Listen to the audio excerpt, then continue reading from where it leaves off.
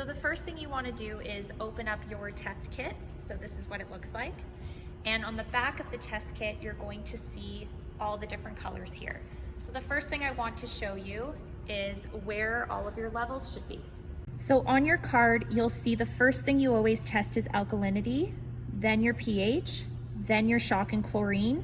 Please know that this does go in an order for a reason. You always want to make sure your alkaline is in the right range first, then your pH.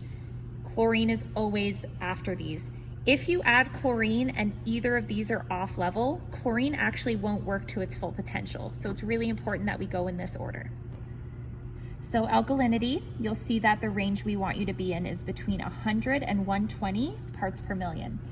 On your test strip here, you'll see alkalinity is right here, and it actually says you're okay between 80 and 120.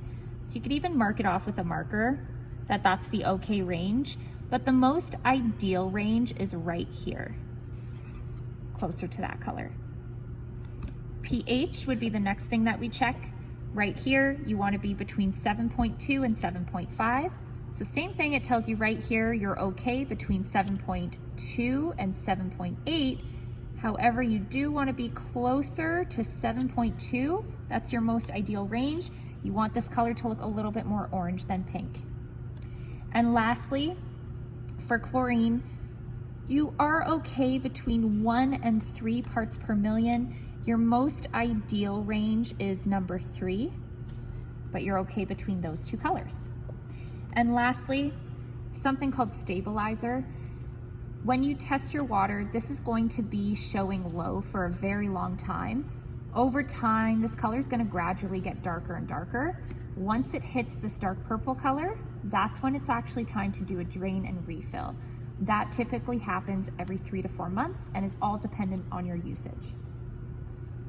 So how do you even do a test? So you open up your test bottle, you grab one of these strips, you actually just dip it in for a few moments like this, then you wait 15 seconds to get the true reading of your water. And you match it up like this. So like I said, alkalinity is the first thing you check, then your pH, then your chlorine. Really important to now not use this test strip as it's more exposed to the air, the colors get darker and darker and it's no longer accurate. So just make sure you disregard it when you're done. So it's important to note that whenever you add water care products to the water, you always want to turn on all of the jets.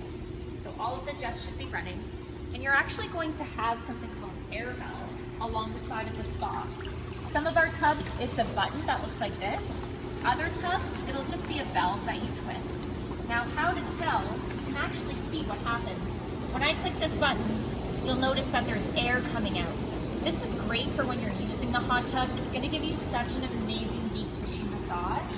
Whenever you're not using the hot tub and you're adding water care, you actually want the air turned off. So it should just be water running through. So whenever you add water care to the water, it should just look like this, no air. You would grab your water care product, fill up whatever you would need, broadcast it into the middle.